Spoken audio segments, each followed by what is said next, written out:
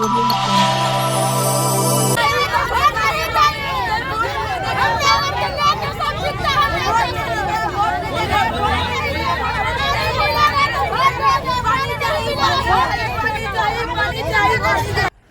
কড়া নাড়ছে বিধানসভা নির্বাচন, তার আগে এলাকাবাসীর মুখ থেকে উঠে এলো ভোট বয়কটের হুঁশিয়ারি।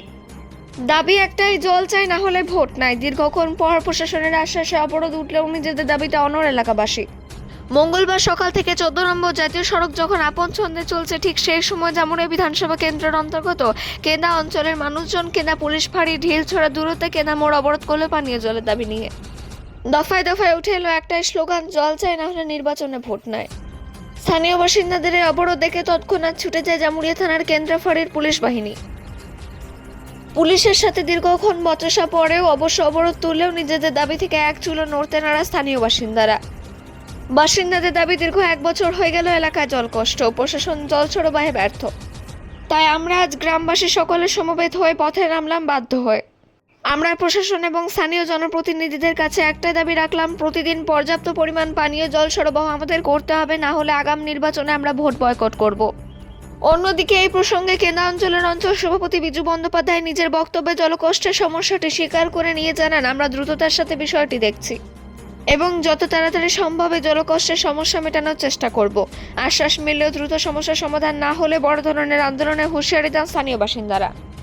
জামুরিয়া থেকে আজিত মেসা, রিপোর্ট নিউজে।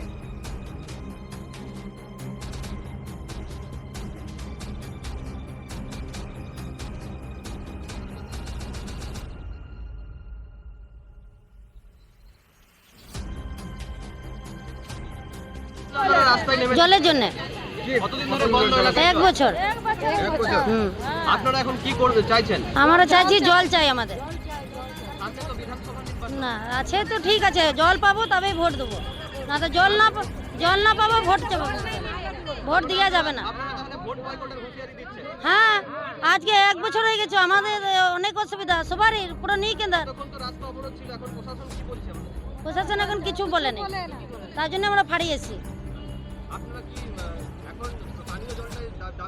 হ্যাঁ হ্যাঁ, আমরা জলই চাই, আর থোড়ি কিছু চাই। সাইন করেছি। নেমেছিল এলাকার মানুষ জলের দাবিতে। কতদিন ধরে জল কষ্ট লাগে? এই জল প্রায় দীর্ঘ 8-9 মাস ধরে জল পায় না পাবলিক। আমাদের কেন্দা জিপির আন্ডারে দেখ না কে বটে, কেন্দা জিপির আন্ডারে। এর আগেও দেখা গেছে যে স্থানীয় বাসিন্দারা পানীয় জলের দাবিতে বারংবার বিক্ষোভ। প্রথম কথা, সরকারি যে প্রকল্প আছে জল, সেই সরকারি জলটা এইদিকে যায় মেন লাইনে, এখানে কোনো অজ্ঞাত কারণে কে চাবি মেরে দিয়ে যায়, টাইম টু টাইম খুলে না, এইদিকে জল যায় না, পিএইচি জল যায় না। হলো দামোদরের জলটা পিএইচি নাকি এখন শুনছি নাকি যে চালু হয়নি, দামোদরের জলটা আসে, গ্রামে তো জল যায়ই না। আর তার সঙ্গে আরও দুর্বিষহ আমাদেরকে করে দিয়েছে, সেটা হলো ইসিএল। বললাম 53 যখন মাইন্স চালু হয়নি, তখন গ্রামের ওইখানে আশেপাশে এইদিকে 53টা পুকুর ছিল। আজকে সেই জায়গাতে 2টি কি 3টি পুকুর থেকেছে, তাতে 2টো কি 1টা পুকুর জল নাই, একদম বাকি পুকুর ইসিএল ভরাট করে দিয়েছে। এবং এইখানে একটা বাঁশজুড়ি কোয়ারিতে এমনভাবে মাটি ফিল আপ করেছে, মহিলারা চান করার পর্যন্ত জায়গা নাই, জলে নামতে পর্যন্ত পারে না, সেটাকে আবার বাঁশ দিয়ে ব্যারিকেড করে দেওয়া হচ্ছে।